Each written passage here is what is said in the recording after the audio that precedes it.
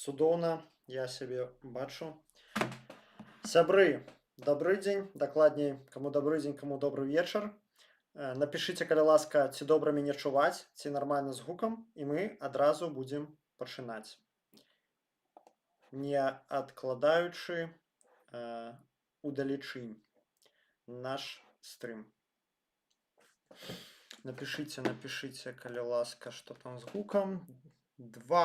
Цэлых два чалавекі глядзяць. Ну ладно, я жартую. Канешне, хутка набегуць астатнія гледачы, чаго я вельмі чакаю. Так, пішуць, што ўсё добра. Цудоўна. Такім чынам, рады ўсіх бачыць, хто далучыўся. Яшчэ раз добрый вечар, хто яшчэ не далучыўся, далучайцеся, завіце сяброў, раскідвайце спасылку па чаціках і ставце лайк, абавязкова ставце лайк гэтаму відэа. Значыцца, наш план сёння наступны. Спачатку мы прабяжымся па навінах, якія вы маглі прапусціць. Гэтых навінаў досыць шмат сёння, і мы на некаторых затрымаемся дольш, чым звычайна. Потым мы пройдземся па сітуацыі ў Іране. Я ўжо вырашыў так, што калі мы ўжо ўзялі гэтую тэму, і калі гэтая тэма на слыху, ну нават калі тым больш не на слыху, мы ўжо будзем яе цягнуць да канца, каб не было такого, што калі на хайпе, калі ўсе СМІ пішуць, то мы асвятляем гэтую тэму. Калі ўжо перасталі пісаць, дык нам ужо па барабану, што там адбываецца, а там насамрэч можа адбывацца вельмі шмат чаго цікавага і важнага. Проста яно не асвятляецца СМІ да такой ступені, каб не было, як ведаеце, з Беларусі ў 2020 годзе, што пакуль там 100 000 людзей выходзілі на пратэсты, всім гэта было цікава. А як пачаліся рэпрэсіі, тысячамі людзей пачалі па крыміналках сажаць, это ўжо не так хайпова, не такая прыгожая карцінка для СМІ, і гэта ўжо нікога не цікавіла. Вось. А пасля Ірану мы пагаворым пра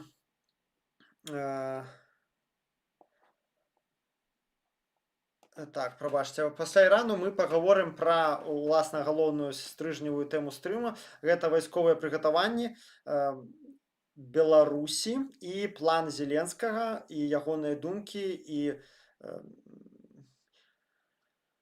мажлівыя дзеянні ў дачыненні да Беларусі. І што нам... Карацей, ваенна-палітычная абстаноўка, што датычна Украіны і гібриднай вайны з Захадам. Ёсць новыя думкі, ёсць новыя такія інсайты, дакладней, это розныя рэчы. Ёсць у мяне інсайты, думкі, з якімі я хачу з вами падзяліцца. Ну, вось, у прынцыпе, ўсё галоўнае, што я хацеў сёння абмеркаваць. Як заўжды, задавайце, калі ласка, пытанні. Буду ў чаціку на іх адказваць між блокамі.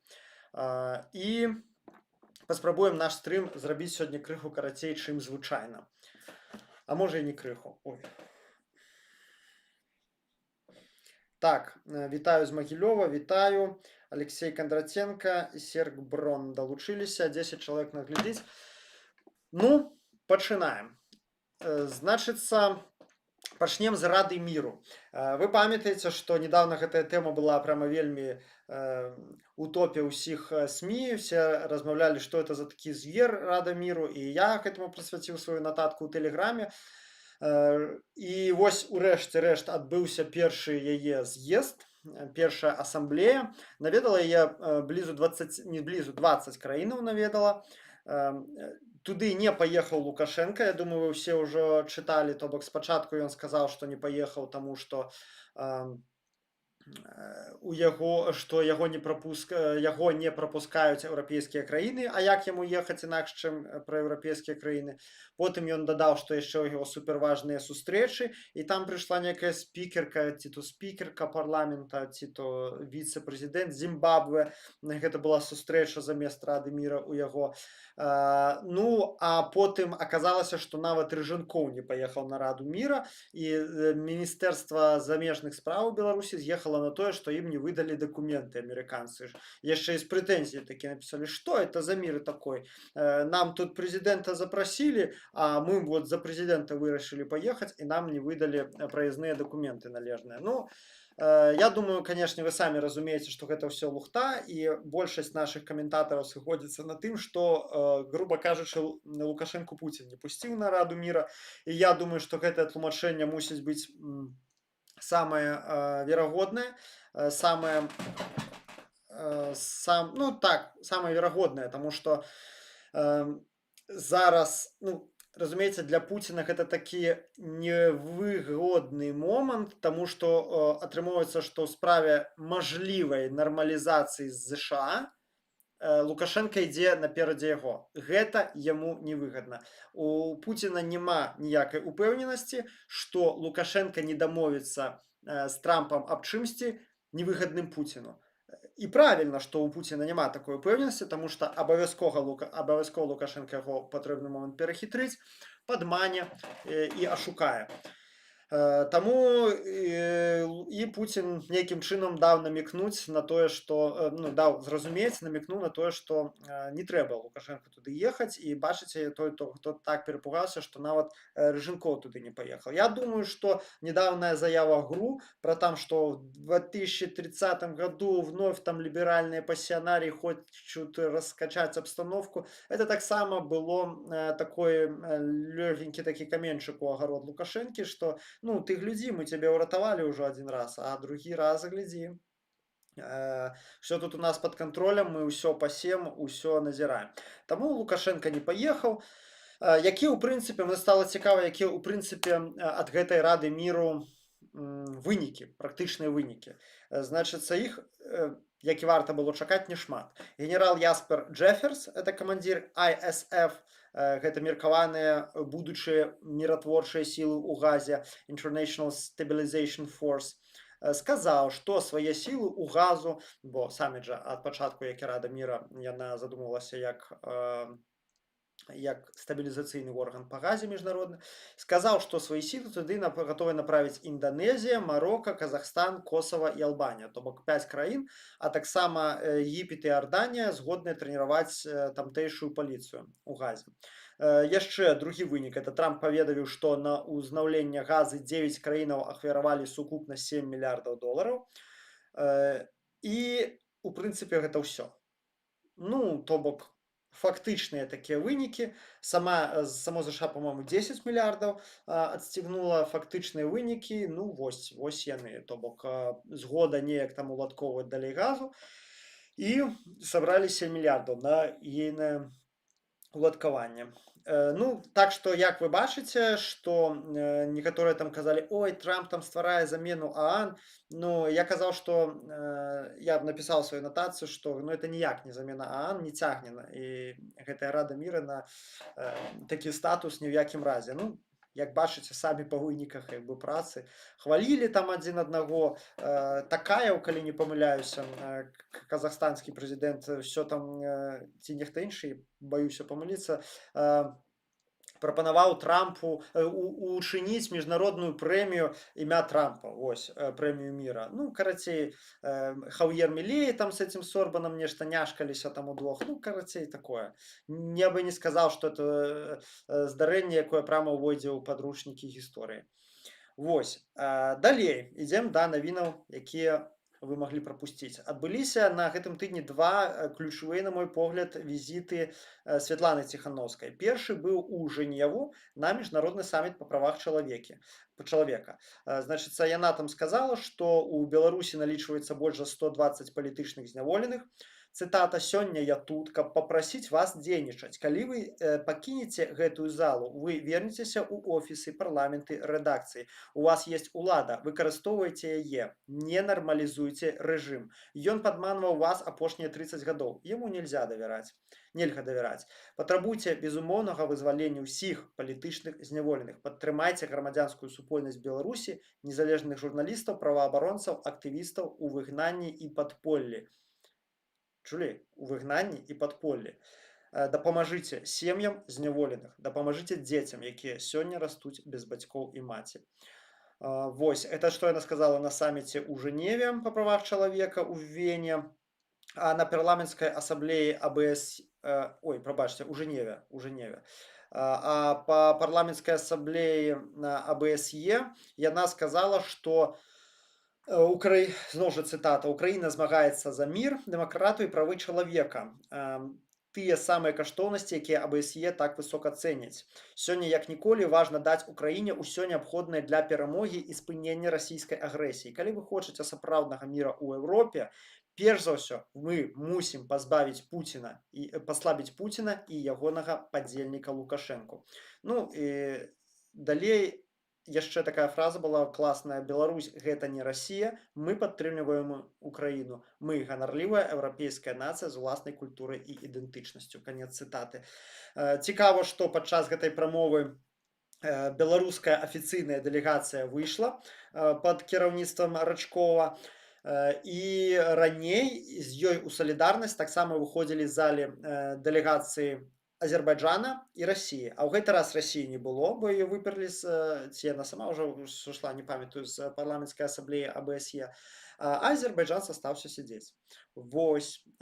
Ну, карацей, пракаментуючы як бы нашай лідаркі выказвання, я б сказаў, што ўсё ў прынцыпе па пунктах самае галоўнае. Хтосьці можа лічыць, што гэта літаральныя словы, рытуальныя словы, але мне падаецца вельмі важна, што менавіта яна іх агучвае, і то, як яна гэта робіць. 1200 палітычных больш за 1200 палітычных зняволеных, звярніце ўвагу, сказала, што афіцыйна та 1150, по-моему, па весноўскіх, то бок тут явна дае зразумець, што насамрэч іх значна больш, чым запісана ў афіцыйных спісах праваабаронцаў.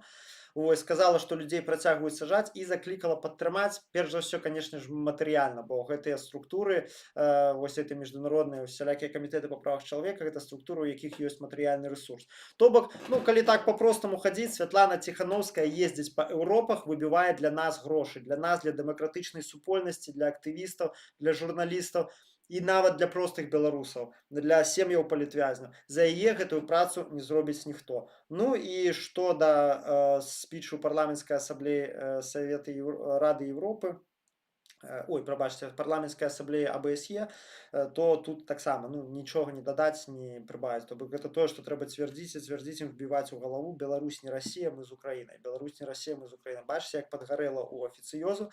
І Сергей Рачков, это старшыня пастаяннай камісіі ППНС па міжнародных справах, сказал потом у комментария: «Делегация Беларуси считает неприемлемыми действия председательства ПА ОБСЕ по приглашению в качестве почетного гостя и представлению площадки для выступления человеку, который преследуется в Беларуси по закону об экстремистской деятельности». Заўважце, не сказали прозвище Ціхановская, як Путин с Навальным, так само ніколі не называл ягонае прозвище.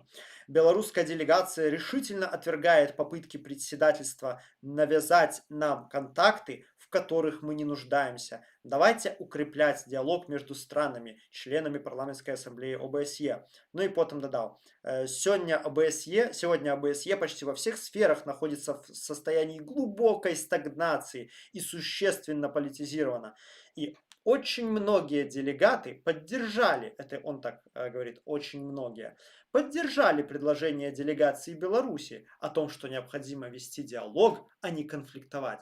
Глядзі ты, як вы сталі ўсе за дыялог. Мы памятаем, як вы цудоўна вялі з намі дыялог у 2020 годзе. Долбаныя вы крывадушнікі. Зараз пойдем далей. Ёсць яшчэ у меня там навіна. Так. Венгрия заблочила 90 миллиардов долларов для Украины. Это за тых замороженных активов, якія там лежаць. Патрабуе, з якім патрабаваннем, Сіярта сказаў міністр замежных справаў Венгрыі, узнавіць пракачку па нефтаправодзе «Дружба». Вось, ну, што тут каментаваць? Кепская навіна, канешне. Я спадзяюся, Еўразвяз знойдзе шлях, як абысці гэтае права вета, націснуць на так ці інакш. Ну, папярэднія ўсе разы яны гэта рабілі. Канешне, грошы так ці інакш выдзеляць у краіне, але вельмі шкада, што сядзяць такія расійскія проксі. Ну, то бок, я не ведаю, як гэта растлумачыць, куды глядзяць еўрапейскія спецслужбы, як яны дазваляюць чалавеку літаральна на пуцінскай зарплаце сидеть и просто там лоббировать интересы агрессора. Якую Орбан разгорнул антиукраинскую пропаганду. Будапешт залеплены антыукраінскімі улёткамі, разумееце. Ну то бок орбанаўская вось гэта партыя Фідэш, яны просто прямым тэкстам кажуць, што Украіна гэта вораг. Як куды глядзяць іхнія спецслужбы, я не разумею. Прыкра, ну але будзем сачыць, як будуць развівацца падзеі. Я думаю, гэтая сітуацыя вырашыцца, канешне. Ну, ось пакуль так. Далей таксама цікавая навіна, нідзе я не бачыў у буйных каналах. Урад ЗША падпісаў з Узбекістанам пагадненне аб пашырэнні доступу да крытычна важных мінералаў, імкнуючыся паменшыць залежнасць ад дамінавання Кітая ў глобальных ланцужках паставак. Дамоўленасць была заключана ў межах палітыкі адміністрацыі прэзідэнта Трампа. Вось, то бок, ну, прыехаў нейкі прадстаўнік і дамовіўся аб ільготных умовах для ЗША пры здабычы рэдказемельных мінералаў ва Узбекістане. Бачыце, стратэгічна працуюць, думаюць паменшыць залежнасць ад Кітая і паціху падгребаюць, дзе мажліва, рэдказемельныя элементы для сябе. Вось в Украіне заключылі дамоўленасць, в Узбекістане заключылі дамоўленасць, думаюць стратэгічна, малайцы. Далей, вось цікавая навіна з Літвы. Другі дэпартамент аператыўных службаў літоўскай ДГБ паведамляе, што назіраецца актыўная дзейнасць разведак і службаў бяспекі варожых дзяржаваў у сацыяльных сетках са спробамі вербоўкі грамадзян Літвы. Ну, так як я сам зараз знаходжуся ў Літве, меня, конечно, гэтая навіна зачапіла. І вось што паведамляюць літоўскія спецслужбісты.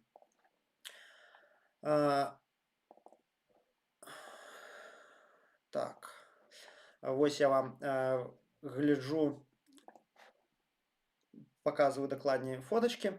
На інтэрнэт-платформах для перапіскі распаўсюджваюцца прапановы выканаць заданні ў Літве, якія адпавядаюць інтарэсам варожых дзяржаваў. Фіксуюцца выпадкі, калі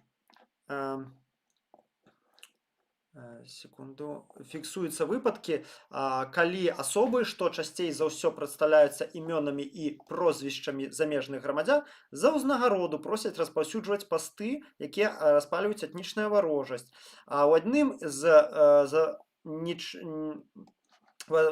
з недаўніх выпадкаў у сетцы Telegram знайшлі асобу, якая вербуе літоўцаў, просячы распаўсюдзіць улёткі з надпісам на замежнай мове «Вільнюс наш». За выкананую працу прапагандуецца ўзнагарода. Такі тэкст быў вербоўшчыка. Гэтыя улёткі раздрукуй на каляровым прынтары ў фармаце А6. Выражы і прыклей у людных месцах. Лепш за ўсё клеіць бліжэй да цэнтра горада. Сфотаграфуй кожную улётку. Дашлі мне ўсе фатаграфіі. Мы будзем выбарачна правяраць бачнасць улёткі. Пасля праверкі атрымаеш 50 еўра за 100 улётак. Паводле звестак дэпартамента, для вербоўкі выкарыстоўваюцца розныя спосабы. Людзьмі могуць маніпуляваць або шантажаваць іх, карыстаючыся такімі ўразлівасцямі, як дрэннае фінансавае становішча, залежнасці або ідэалогія. Пры вербоўцы ў сацыяльных сетках спачатку просяць выканаць заданні нескладанага характару, апаганьванне помнікаў, абліванне іх фарбай, нанесенне надпісаў на сцены альбо распаўсюджванне плакатаў. Ну а пазней прапануюцца больш складаныя заданні, ажно для дыверсійных актаў у Літве і замежных дзяржавах. Чаму я пра гэта ўзгадаў? Не так даўно, там, ну, можа, год-паўтара назад у Вільні з'яўляліся надпісы, і зараз час ад часу працягваюць з'яўляцца на беларускай мове «Вільня наша». Вельмі крыва, карява выкананыя. Відавочна, што гэта не беларус, так, по-моему, не мог бы напісаць. Вось гэта плады гібриднай вайны. Гэта Расія канкрэтна трымае свае выведвательныя сеткі. Звычайна, ну, грушнікі гэтым займаюцца, галоўнае ўпраўленне выведкі РФ. Вось, трымаюць свае сеткі, яны звычайна не самі, а праз пасрэднікаў, праз крымінальнікаў, яны набіраюць вось такіх вот людзей, якія гэта ўсё выконваюць. А мэта якая? Распаліць нянавісць да беларусаў, Вільні, якія жывуць, каб ўсё больш жорсткія меры міграцыйныя прымаць, каб было такая ведаеце, tensions такія, напруга між людзьмі, між жыхарамі Вільні, карэннымі віленцамі, літоўцамі і беларусамі. То бок, каб ствараць уражанне, што нібыта беларусы хочуць вось забраць Вільню, распальваецца пра гэты літвінізм. Дарэчы, што да літвінізм, гэта тэорыя аб тым, што вось беларусы ёсць, якія хочуць адабраць Вільню і лічаць, што гэта там все наша, а жымайтаў, аўкштайтаў выціснуць туды бліжэй да Балтыйскага мора. Вось гэта вось нібыта вось гэтая канцэпцыя, якая паўфантомная, яна узмоцнена размываецца вось гэтымі пракрэмлёўскімі сеткамі для таго, каб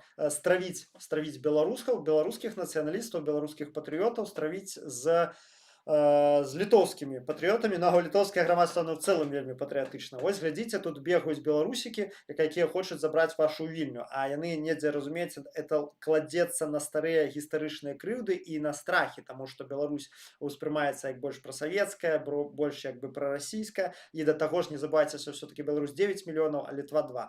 Вось яны ў гэты бок пушаць, і наша Ніва ў свой час зрабіла добрае расследаванне, дзе просто па кроках даказала, што вось гэтыя вось все надпісы на сценах Вільня наша, гэта робяць не беларусы, і уж тым больш не тыя уцекачы з Беларусі па палітычных прычынах, якія хто з турмы, хто з-за крымінальнай справы збег, так? Гэта робіць канкрэтна кремлёўскія сеткі правакатараў і дыверсантаў. То бок, і яшчэ вельмі важны момант, глядзіце, як вербуюць. Вербуюць, перш за ўсё, гэта вам пацвердзіць любы аператыўнік, нарказалежных, алказалежных і людзей у кепскім фінансавым становішчы. Вот той нотацыі, якую я вам зачытаў, таксама пра гэта сказана. У кепскім фінансавым становішчы, то бок чалавек, а глядзіце, колькі ў нас, на жаль, беларусаў, а асабліва украінцаў, мігрантаў, якія з'язджаюць, не могуць знайсці сталую працу, пачынаюць злоўжываць алкаголем, ужываць наркатычныя рэчывы, ну і, на жаль, трапляюцца некаторыя з іх у пасткі, расстаўленыя пуцінскімі выведчыкамі, і робяцца за грошы, выконваюць вось такія вось рэчы. Ну, што тут, як пракаментаваць? Таму толькі так, што не ўжывайце наркатычныя рэчывы і сцеражыцеся тых, хто гэта робіць, і нават калі чалавек беларус, і ён вам падаваўся нармальны, заўсёды стаўцеся крытычна да людзей, якія маюць залежнасці. На жаль, залежнасці здольныя дэфармаваць вельмі моцна псіхіку і робяць чалавека зусім не тым, кім ён мусіць быў бы быць. Вось, ну, в гэтым моманты там усё. Прагляджу чацік і пераходзім да Ірану. Святлана, вітаю, дзякуй за працу, дзякуй, Святлана, рады бачыць. Так, дзякуй за сэрдэчкі, за далоні пляскаючыя, 24 чалавекі нас глядзіць. Калі ласка, не забывайцеся падзяліцца гэтым стрымам і паставце, калі ласка, лайк, хто яшчэ гэтага не зрабіў. Іран. Вось такая рэч. Забілі іранцаў па розных адзнаках ад 30 до 45 тысяч прыблізна месяц таму падчас задушэння пратэстаў. І што вы думаеце? На 40-й дзень, у іх так прынята на 40-й дзень памінаць нябожчыка, на 40-й дзень пасля смерцяў, забойства сваіх родных, задушэння пратэстаў, іранцы ізноў выходзяць на пратэсты. Прама на гэтых пахаваннях і зноўку адбываюцца сутычкі, і зноўку адкрываюць стрэльбу. Зараз мы паглядзім некалькі відэа, якія для вас падрыхтаваў.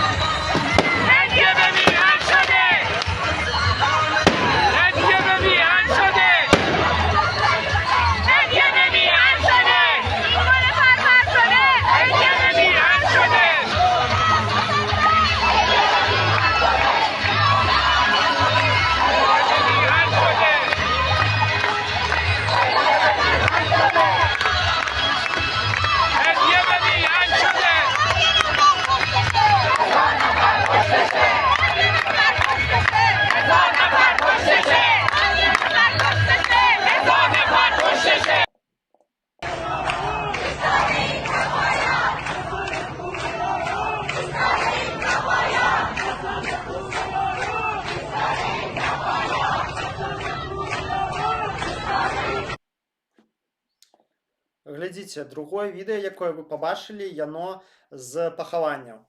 Цікава што зараз, калі раней на пахаванні ў Іране традыцыйна звалі мулу, які чытаў Каран, зараз,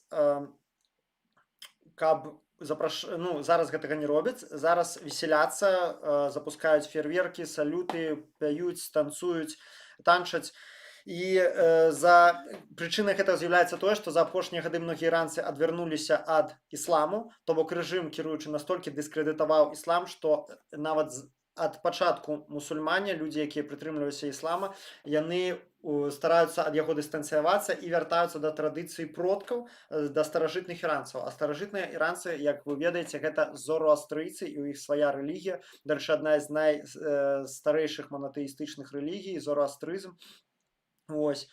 І гэта насамрэч вельмі цікавы такі знак. Яшчэ напрыканцы крыху вернемся да гэтага. Нагадаю толькі, што падчас пратэстаў былі спаленыя некалькі дзясяткаў мечэцяў. Можаце пабачыць, што відэа заблюрэнае апошняе было, то бок людзі пачынаюць больш турбавацца пра бяспеку. Гэта кажа аб прафесійным росце пратэстоўцаў. Ось, ўжо пазбягаюць таго, каб твары былі бачныя на відэа. Сам факт з'яўлення відэа, а іх апошнім часам досыць шмат з'явілася, гаворыць аб тым, што старлінкі працуюць. Тыя 7 ці 8 тысяч старлінкаў, якія перадала адміністрацыя ЗША Іран на пачатку пратэстаў, о чым я казаў на папярэднім стрыме, працуюць. Відэа сапраўды стала значна больш, чым было. Яшчэ была інфармацыя пра блэкаут у Тегеране, але толькі ў адной крыніцы, больш яна нідзе не пацвярдзілася, то бок не зусім зразумела, было гэта ці не. У Тегеране на вайсковым складзе адбыўся вельмі буйны пажар, то бок гэта ўжо не першае, не другое, не трэцяе падобнае здарэнне за апошні месяц. Это ідзе ў капілку таго, што я казаў, што хутчэй за ўсё ўжо нейкую аперацыю дыверсійную, гібрыдную праводзіць Ізраіль на тэрыторыі Ірана, мажліва, падрыхтоўвае глебу для дзеянняў ЗША. Упэўнены, яны там каардынуюцца. Трамп паведаміў, што дае Ірану ультыматум у 10 дзён і падагналі вельмі вялікую колькасць войскаў на бліжні ўсход. Ой, так, не тое. Вось. Падагналі, тут бачна збольшага геаграфія, напісаныя ўсе віды войскаў і падлічаныя, якія туды прыбылі. Значыцца, гэта дзве буйныя авіяносныя групы, гэта некалькі сотняў вынішчальнікаў. Як бачыце, большасцю яны сканцэнтраваныя на Аравійскім паўвостраве. Канешне, гэта сілы каласальныя, і паведамляецца нават, што гэта самыя буйныя сілы, сцягнутыя на бліжні ўсход амерыканцамі з іракскай вайны, з часоў скідання Саддама Хусейна, а гэта адбылося, як памятаеце, у 2003 годзе. Канешне, я сумняюся, што прама амерыканцы пойдуць на наземнае ўварванне. Хаця гэта было б добра насамрэч, але гэта смерці амерыканскіх вайскоўцаў, гэта кепска для рэйтынгаў амерыканскага прэзідэнта. Таму, канешне, верагоднасць гэта невялікая, я думаю, будуць бамбіць з паветра. Канешне, калі б яны пайшлі на ўварванне, гэта было б вельмі добра, што ў рэжымы тада у іранскага не было б увогуле ніякіх шансаў. Увогуле, таму што, калі памятаеце 2003 год, уварванне ў Іран, армія Саддама Хусейна была самая моцная ў рэгіёне. Самая моцная. 2 тыдні амерыканцы ў Багдадзе. Ну, то бок, шансаў тут бы не было ніякіх. Яшчэ на карысць вайсковай аперацыі хуткай гаворыць тое, што прэм'ер-міністр Дональд Туск заявіў, што ўсе польскія грамадзяне мусяць у абавязковым парадку пакінуць Іран. Ну, не ведаю, колькі там польскіх грамадзян у Іране, так, але гэта папярэджанне кажа самой за сябе. У рэгіёне Хамадан пацярпеў крушэнне іранскі вынішчальнік. Адзін пілот загінуў, другі выжыў. Зноў жа, чаму пацярпеў крушэнне, незразумела. Ну, звычайныя вынішчальнікі проста так не церпяць крушэння. Ну і вяртаючыся да тэмы вось іслама, пахавання, мы бачым, што цікава, у іх іслам, вось ужо ісламская традыцыя, бачыце, робіцца стойка, асацыюецца з рэжымам кіруючым. То бок гэта як РПЦ у расеюшке, што, ну, проста падпора, ідэалагічная падпора рэжыму. І хаця досыць даўно прыняў, по-моему, у 7 веку адбылося арабскае заваяванне Персіі. Тым не менш, бачыце, вяртаюцца да сваіх традыцый. Это як частка культуры пратэсту.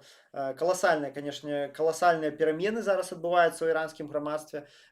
І ну, яны, мне падаецца, не ведаю, з чым параўнаць можна з пераменамі у Расіі на зломе там у 17 годзе, калі там паўфеадальная дзяржава і бальшавікі пераламывалі цалкам пад сябе праз злачынствы, праз забойствы, спрабавалі штосьці новае выбудаваць. Альбо ну, калі ў лайт варыянце можна параўнаць 20 год. Вось як 20 год, толькі ўявіце, што іх паліты крывёю ў 100 разоў яшчэ большым за нас, як у нас 20 год быў у мінску, калі рэальна адбываецца які злом. Уявіце сабе, калі культура, якая стагоддзямі прытрымлівалася іслама, пачынае ад яго адварочвацца і іранцы паляць мечеці.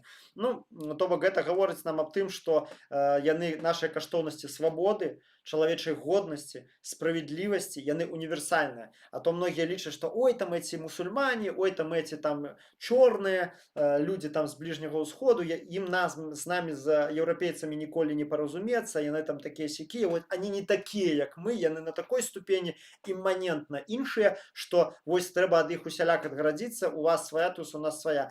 І насамрэч гэта не зусім так, таму што каштоўнасці чалавечыя, яны рэальна агульныя для ўсіх. І калі нават для іранцаў пэўны момант свабода, годнасць, гуманістычныя прынцыпы сталі важней за рытуальную частку рэлігіі, да, якую ім дзяржава навязвала стагоддзямі, паглядзіце, да якой ступені у іх там глыбокія зломы адбываюцца. То бок я, канешне, 2 рукамі за рэлігію, як я сам вернік, падтрымліваю ўсе манатэістычныя рэлігіі. Я лічу, што любая рэлігіёзнасць гэта лепш, чым ейная адсутнасць, таму што рэлігія мае вельмі, ну, как бы усе рэлігіі, асабліва хрысціянства, яны маюць вельмі моцны, як бы маральна-этычны, духоўны стрыжань. Ну, это асобная тэма, не тут разважаць.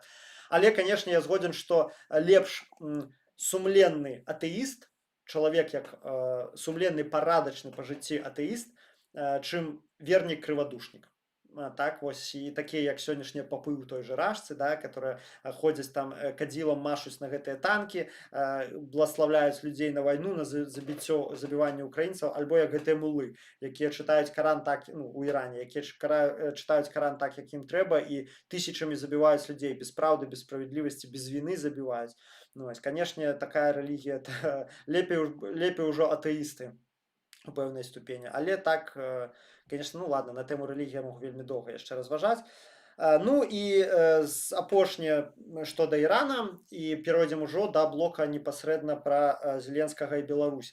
Праглядзеў я інтэрв'ю Шаха Рыза Пехлаві вось з этому Стефану Томпсону, канал Вышеград 24. Стефан Томпсон — это цікавы такі чувак, польска паўднёва-афрыканскага паходжання, зараз трымае сваё СМІ. Гэтыя СМІ абвінавачваюць у продзяржаўнай прапагандзе за Польшу, але яно такое вельмі моцна праізраільскае, праўкраінскае. Паглядзеў я інтэрв'ю, гаварыў Шах Рыза Пехлаві пра 39 тысяч загінулых, называў такую лічбу. Што цікава для нас, гаворыць пра 5 тысяч наймітаў, якія змагаюцца на баку на баку аятоллы Хамені супраць народу. Пакістан, Афганістан, бедныя краіны Афрыкі, 5 тысяч чалавек. Разумееце, у іх уже не хватала уласнай сілаў, яны, як Кадафі ў свой час, раздаюць шалёныя грошы наймітам, каб тыя забівалі насельніцтва лакальнае. Таму што, ну, а мажліва, хтосьці адмовіўся з іранцаў страляць у свой народ. Гэта таксама не выключаць. 5 тысяч — гэта вялікая лічба. Уявіце, колькі грошаў на гэта сыходзіць. І вельмі вялікая частка ягонай прамовы была прысвечаная пратэсту супраць радыкальнага ісламу і крытыку еўрапейцаў за тое, што яны недастаткова жорстка падыходзяць да ісламістаў, да вось гэтых фрыкаў, якія патрабуюць законы шарыята ўвесці ў Еўропе. У Еўропе досыць шмат мусульман, частка з іх, невялічкая частка, але крыклівая, як это заўсёды бывае, доўбні, афэлкі заўсёды больш крикливые и шумные и заўважныя. Это не только с мусульманами так, это и у беларускай інфармпрасторы таксама так адбываецца. І вось яны бегаюць там крычаць шарыят увесці, вы тут неверные, вы тут неправильно живете. І, канешне, такія выпады толькі судзейнічаюць прыходы да ўлады ультраправых суперкансерватыўных сілаў, якія, мякка кажучы, нічога добрага не несуць з сабой. Вось. І вось цікава, што Шахрыза Пехлаві сам мусульманін, грамадзянін Ірана, ён вельмі крытыкуе гэтую тэндэнцыю і кажа, што вам, калі вы не задавіце сваіх радыкальных ісламістаў, будзе у вас тое самае, што ў Іране. То вы бачыце, цікава такое пачуцце чалавека з бліжняга ўсходу, зноў жа для нас гэта досыць нязвычна. Вось. Ну, на гэтым з іранскім блокам усё, і мы пераходзім да непасрэдна ўжо тэмы нашага стрыму. 26 чалавек глядзіць. Роў з кракадзіламі вітаецца. Здарова, Роў з кракадзіламі. Так.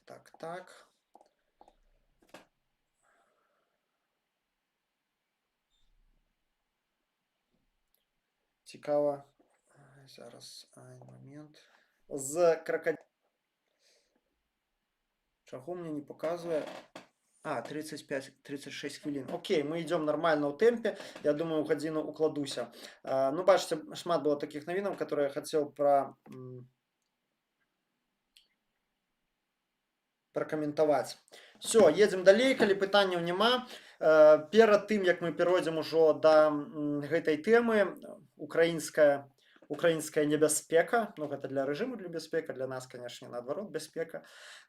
Хочу нагадаць, сябры, што я сваю працу раблю на голым энтузіазме, і калі у вас ёсць такая мажлівасць мяне матэрыяльна падтрымаць, вы вельмі моцна укладзецеся у падтрыманне беларускага слова, беларускай палітычнай аналітыкі і супрацьстаяння рускаму міру. Такіх вось, як у мяне, стрымаў штотыднёвых беларускамоўных палітычных аглядаў, ну, я нешта і не ведаю, ці робіць хтось это акрамя мяне ў нашай благасферы, хаця блогераў вельмі шмат.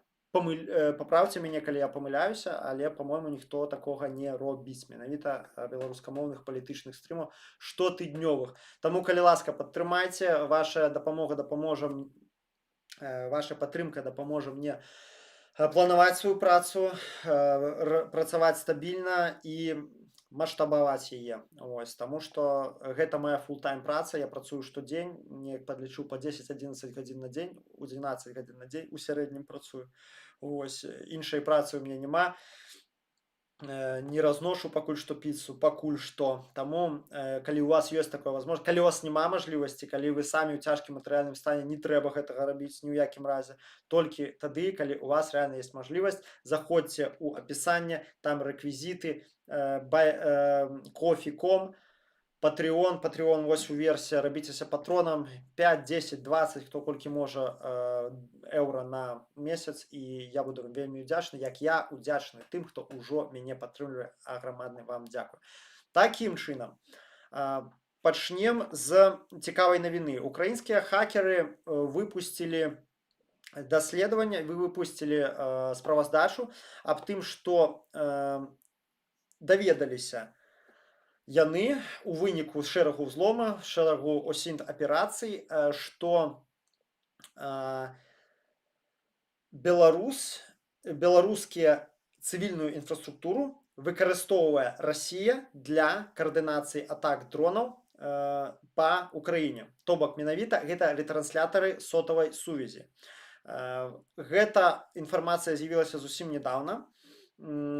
Гэта была, яны вельмі, скажем так, яны, атрымаўшы доступ да гэтай інфармацыі, яны доўга яе спампоўвалі, смакталі гэтую інфармацыю, але ніяк сябе не праяўлялі. Але кажуць, што яшчэ ў верасні 25-го года паведамілі гэта партнёрам па НАТО, што залёт дзесяткаў расійскіх дронаў з 9 на 10 верасня, калі памятаеце, гэта было якраз, я памятаю добра, меня якраз тады вызвалялі у гэтыя дні. Десяткі расійскіх дронаў тады залецелі ў Польшу, і гэта была якраз тэставанне вось гэтай новай тактыкі і мажлівасцяў беларускай цывільнай інфраструктуры для атак на Украіну і на Польшу ў далейшым. То бок ужо украінскія хакеры аб гэтым праінфармавалі. Атака гэта здзейснялася для таго, каб пракоцаць мажлівасць у будучыні адрэзаць Украіну ад паставак заходняга ўзбраення і тэхнікі. Такая навіна. Ідзем далей. 17 лютага ізноў спыняецца праца віленскага аэрапорта на 2 гадзіны ў сувязі з залётам кантрабандных шароў. Працягваюць палякі і літоўцы арыштоўваць гэтых кантрабандыстаў на сваім баку, але беларускі рэжым запускае іх і запускае. iSense, гэта даследчыцкая група iSense беларуская, паведамляе, што ў 2026 годзе плануецца пабудаваць 5 новых памежных заставаў на мяжы з Украінай. І я вам нагадаю яшчэ, што за студзень месяц толькі мінулы было 3 раптоўныя праверкі боегатоўнасці ў Беларусі. 3. І вось на фоне усяго гэтага мы бачым, што прэзідэнт Зеленскі пачынае рэгулярна прыгадваць Украіну, Беларусь у сваіх прамовах. І ў Мюнхене прыгадаў, і на Давосе прыгадаў, і сустрэўся са Святланай Ціхановскай у Вільні, і плануецца зараз візіт Святланы ў Кіеў. І больш за тое, вводзяцца санкцыі супраць Лукашэнкі на днях. Так, гэтыя санкцыі яны не маюць вельмі моцнага прамавыбуховага эфекту, таму што ўсе адносіны дэ-факта ўжо былі разарваны раней, але яны вельмі магутныя як дэкларацыя. Дэкларацыя стаўлення да Лукашэнкі, это ўжо гульні скончыліся, мы то, вы то, нейтральна, не нейтральна, не гледзячы на тое, што танкі заходзілі з нашай тэрыторыі і ляцелі ракеты, як бы прабачалі, цярпелі, што ну прынамсі беларускае войска не ўдзельнічае. Так, украінцы спрабавалі дзесьці яшчэ, ну калі не нейтралітэт, то прынамсі прытрымлівацца меней варажнейшасці, найменей як гэта магчыма. Вось, і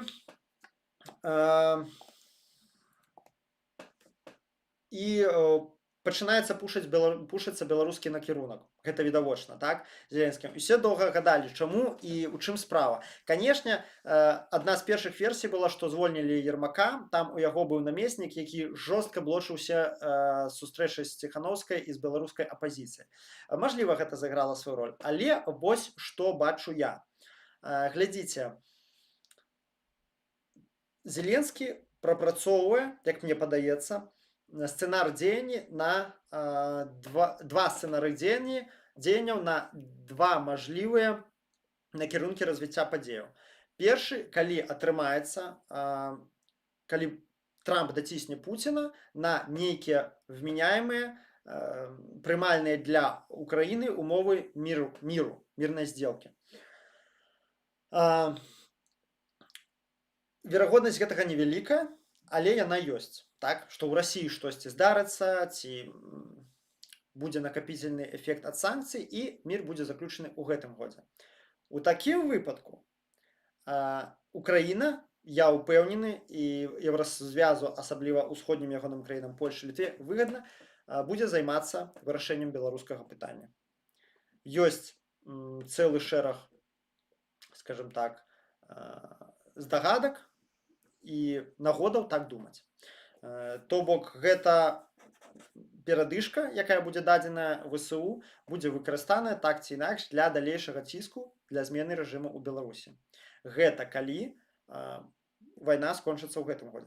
І другі варыянт, які, на мой погляд, больш верагодны, што вайна не скончыцца ў гэтым годзе, яна будзе, як кажуць некаторыя еўрапейскія эксперты, працягвацца ад 1 до 3 яшчэ год. Такім чынам, мы бачым, што ў Расіі зменшаюцца колькасць рэзерваў. Мы бачым, што эканамічныя складанасці ў яе настаюць. І Расія узмацняе ціск на Лукашэнку, каб той сваім войскам прыняў удзел у вайне супраць Украіны. То бок, Расія не можа кінуць на Украіну, на украінскі фронт больш войскаў, чым зараз мае. таму яна ўжо скарыстала замежных наёмнікаў, тысячамі вербуюць падманам, выкраданнем, як заўгодна, з Афрыкі там кучу прыводзяць, з Непала там нейкіх бедных людзей вербуюць, вербоўшчыкі прыводзяць і адпраўляюць на вайну адкрывашкамі, адкрывашкі называецца, ім вешаюць на грудзі супрацьтанкавую міну і піхаюць на пазіцыі, разумееце. Карэйцаў прыцягнулі, по-моему, до 20 тысяч называлася лічба паўночных карэйцаў. Якія яшчэ ёсць рэзервы? Ах, ты саюзнічак, ах, ты нафту атрымоўваеш, вось, калі ласка, адпрацоўвай. Так ён гаворыць, умоўна кажучы, Лукашэнкі, а можа і не умоўна, можа так насамрэч гаворыць. Вось, можа ён даціснуць. Такі варыянт прапрацоўвае Зеленскі. І такім чынам трэба ўжо згуляць на папярэджанне і пачынаць заслабляць лукашэнкаўскі рэжым, пачынаць працаваць з ягонымі праціўнікамі і увогуле рабіць уцямную стратэгію па беларускім накірунку, калі раптам прыйдзецца весці вайну на два фронта. То бок, як граматны палітык разумны, Зеленскі разважае plan beats no plan, то бок наяўнасць плана лепей, чым ягоная адсутнасць. Калі вайна скончыцца, значыцца, ў любым выпадку мы будзем займацца Беларусю, таму што вось гэты балкончык, выпіраючы у глыб еўразвязу, ўсё роўна прадстаўляе стратэгічную небяспеку. То бок з геапалітычнага пункту гледжання ў любым выпадку Беларусь трэба адразаць ад Расіі і забіраць яе. Тут яны абсалютна правільна мысляць, толькі што неправільна і што нас не задавальняе, што они недастаткова прынцыпова НАТО і ЕС недастаткова прынцыпова рэалізуе гэтую стратэгію на практыцы. Але бачна, што ў Зеленскага ёсць разуменне таго, што Беларусь трэба вызваляць, это пытанне бяспекі Украіны і пытанне бяспекі Еўропы. І другое развіццё падзей гэта калі вайна працягнецца і папрэцца войска беларускага рэжыму на вайну супраць Украіны, таксама у гэтым накірунку яны падсцілаюць як бы саломку. Гэта такое маё меркаванне. І вось зноў жа разам з гэтымі навінамі, як пачынае беларускі накірунак прапрацоўваць Зеленскі і ягоная адміністрацыя, прыходзяць навіны, што 16 лютага ўжо ў Беларусі пачынаюцца вайсковыя зборы. Цікава, гэта, чаго раней не было, гэта іхняя тэрміновасць. У 8 гадзін прыносяць павестку чалавеку, а што такое вайсковыя зборы? Гэта рэзервістаў збіраюць, людзей, хто служыў, хто не служыў, але гэта цывільныя людзі. Іх атрываюць там ад дамоў, ад сем'яў, у каго з хваробамі, у каго дзеці хворыя, у каго там на працы завал. 8 гадзін ему прыносяць павестку, а ў павестцы ўжо напісана, што ў 9 гадзін яму трэба быць у ваенкамаце. Пачытаў я там, што пішуць у соцсетках, людзі вельмі незадаволеныя, па 2, па 3, па 4 гадзіны іх трымаюць без ежы, без вады, запертымі, у гэтых ваенкаматах не адысці нікуды, нічога не кажуць, нічога не тлумачаць. Прывыкайце, you're in the army now. Гэта беларуская армія, зараз вы не чалавек, зараз вы скот. І стаўленне да вас будзе адпаведнае. Ніхто там вашыя патрэбы, вашыя асобы нікога як бы не цікавіць. Збіраюць гэтых рэзервістаў на тэрмін да 60 сутак, абсалютна ігнаруюць все асабістыя абставіны, якія раней пералічыў, у каго сваякі бедныя, у каго там праца, у каго сям'я, хто ездзіў, у каго планы, дапліваць всем на твои планы. Калі ласка, 2 месяцы адтарабань чысці колы вайсковай тэхнікі ці капай траншеі. Чаму, як і плюс дададзім сюды, як я ўжо сказаў, што за студзень адбылося 3 праверкі боегатоўнасці. Я думаю, што тэрміновасць, па-першае, чаму вось так гадзіну толькі даюць на зборы, абумоўленая тым, што яны прапрацоўваюць рэальную баявую абстаноўку. Бо калі сапраўды пачнецца там, гэта будзе інтэрвенцыя ў Беларусь з боку там той жа Украіны ці войскаў НАТО, то якую яны сапраўды баяцца, якую яны прапрацоўваюць. Хтосьці думае, што это там міф, там немажліва. Насамрэч не, насамрэч нашы спецслужбы і прапаганда, я думаю, што яны не дарма да гэта рыхтуюцца, і я не думаю, што гэта ўсё прама іхнія выдумкі і фантазіі. І дзесьці, да, могуць быць перагібы, Скажем так, перахлёсты, таму што дэфармацыя свядомасці ў спецслужбістаў, у афіцэраў заўсёды прысутнічае, але я не думаю, што это пряма пустыя апасенні з іхняга боку. І яны разумеюць, што, канешне, не будзе мажлівасці збірацца там суткі гэтаму рэзервісту. Ён мусіць быць на зборы і адпраўляцца, здавацца ў плен войскам НАТО ўжо праз 1 гадзіну. Вось, ну і сканчаючы гэтым думкі на гэты конт, мне падаецца, што калі глядзець прагматычна палітычна, то вось гэтыя зборы, якія зараз адбываюцца, і тым больш як яны адбываюцца, з скоцкім стаўленнем да людзей, з наплявацельскім стаўленнем да іхных асабістых абставінаў, з руйнаваннем усіх планаў, выдзёргіваюць цывільных людзей з там каго з станка, каго з офісу. З палітычна-прагматычнага пункту гледжання для нас гэта добра. Хай людзі, хто яшчэ не зразумеў, што такое наша дзяржава, хто заціх, супакоіўся і думае, што вось ён перасядзіць неяк вось гэта ўсё рэпрэсіі, тэрор дзяржаўны, хай гэтыя людзі крыху ўзбадзёрацца і павысіцца градус іхняй незадаволенасці. Канешне, я не зларадствую ні ў якім разе, але думаю, што хай людзі вучацца, калі яны не зразумелі, а многія мы бачым, што не зразумелі дагэтуль, што такое дзяржава, што і ад нас трэба, няхай яны хоць так зразумеюць, і няхай павышаецца градус незадаволенасці людзей дзеяннямі дзяржавы. А мы яшчэ ведаем, што беларусы вельмі баяцца, што Беларусь будзе ўцягнутая ў вайну. Это самае непапулярнае, мусіць, што можа ўвогуле зрабіць Лукашенко. Таму падсумоўваючы, я лічу, што нягледзячы, што Зеленскі як бы правільна робіць, апасенне яго зразумела, я думаю, ён грунтуецца на выведавальных дадзеных, але маё меркаванне, што Лукашенко будзе усімі праўдамі, непраўдамі, усімі нагамі, рукамі упірацца ад уступлення ў вайну на баку Пуціна, ад прамога ўдзелу сваіх войскаў. Не таму, што ён так любіць Украіну, не таму, што ён такі гуманіст, а таму, што ён зразумее, што такое уступленне ў вайну будзе азначаць канец ягонай улады. Всё, гэта калапс, без варыянтаў. Ён у вайне не выграбе. Не буду зараз прапрацоўваць, якія мажлівыя сцэнарыі, гэта проста 99%, што гэта поўны калапс рэжыму. І, канешне, ён будзе гэтага упірацца да канца, абяцаць Пуціну ўсё, што заўгодна, ісці на такія сахступкі, пра якія я пісаў вышэй, так, пра якія даведаліся ўкраінскія хакеры, што на табе рэтрансляторы, на табе аэрадромы, ўсё на свеце, толькі каб нашыя беларусікі не ішлі туды паміраць. Потому што як толькі яны пайдуць паміраць, цудоўна ён памятае і ведае, што ў Беларусі хапае незадаволеных. Канешне, пачнецца движуха такая, наступствы якой цяжка камусь прадказаць, і яму ў тым ліку. Вось такія думкі, сябры. 44 чалавекі нас глядзіць. А я, ў прынцыпе, ўсё галоўнае, што хацеў сказаць, сказаў. Задавайце вашыя пытанні, і калі не, то мы будзем сканчаць стрым. Так. Херкуле Пойро. Здарова. Луиджи, здорово. Про День родной мовы распавядзіце. Плануеш павярнуць свой ТГ-канал на белмову? О, дзякуй за пытанне. Так. Навіны, канешне, у Дзень роднай мовы я адкрыў. Я быў вельмі, як сказаць, не тое, каб у адчаі, сумесь злобы, адчаю і нейкага болю.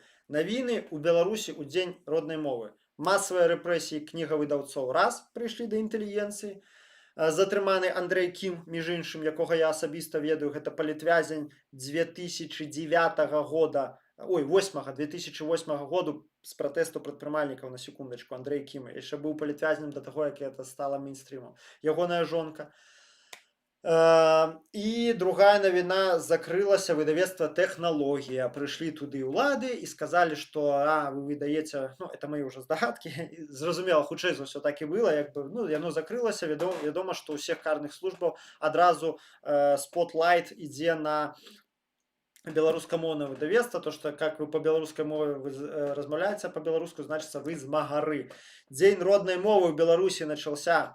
Вітаю ўсіх, віншую з ім. Разумееце, вельмі прыкра, канешне, але ведаеце, потым я падумаў, што плюс гэтага ў тым, што вось пасля такога, калі ў нас за мову людзі прайдуць турмы, калі за выданне кніг яны прайдуць праз рэпрэсію, вобшукі, І калі гэта будзе дастаткова масава, дастатковая колькасць людзей адчуе гэтую боль, што такое пакутаваць за сваё не то што нават перакананні, а проста за мову, за тое, што хто ты ёсць, за тое, што ты беларус, за сваю культуру, ужо ніхто не зможа сказаць, што беларусам дарма дасталася незалежнасць і вы не змагаліся за сваю свабоду. Не, мы змагаліся, мы сядзелі ў турмах, мы сядзелі ў турмах не тое за то, што кідалі, не толькі за тое, што кідалі коктейлі Молотова, але і за тое, што выдавалі кнігі на беларускай мове. Разумееце, і я думаю, хаця на сёння это, конечно, вельмі прыкра і балюча чуць і вельмі шкада гэтых людзей. Жадаем, не ведаю, хутчэйшага вызвалення з Трампам, без Трампа, як заўгодна, малюся за іх. Дай ім Бог трываласці, але з гістарычнага пункту гледжання, сябры, гэта акупіцца. Усе гэтыя рэпрэсіі, увесь гэты боль, ён акупіцца моцнай, незалежнай, свабоднай нацыяй і жыццём у годнасці. Потому што годнасць гэта самае галоўнае, мусіць. Так, ну што, такім чынам выходзіць, што ўсе пытанні зададзеныя, 47 чалавек глядзіць, сябры, аграмадны дзякуй усім, хто сёння падышоў, уклаўся ў таймінг, карацей, як вы і патрабавалі. Дзякуй, што вы ёсць, дзякуй, што вы глядзіце мае стрымы, дзякуй вялікі ўсім, хто данаціць, рабіце гэта, у каго ёсць такая мажлівасць, ну ўжо заглядайце ў апісанні, вы мне гэтым вельмі дапаможаце, вельмі падтрымаеце. Я веру, што ў нас усё атрымаецца, і я не то, што веру, гэта ведаю. Калі ласка, верце і вы, нягледзячы на тое, што бывае цемра, бывае неба цёмнае, і хочацца часам камусьці ўсё кінуць і апусціць рукі, памятайце, гэтага нельга рабіць. З намі Бог, тое, што мы робім, гэта справа правільная, і мы абавязкова пераможам, інакш быць не можа, таму што мы на добрым баку гісторыі. Дзякуй усім аграмадны. З вамі быў Мікола Дзедок. Жадаю вам усім добра і крытычнага мыслення. Жыве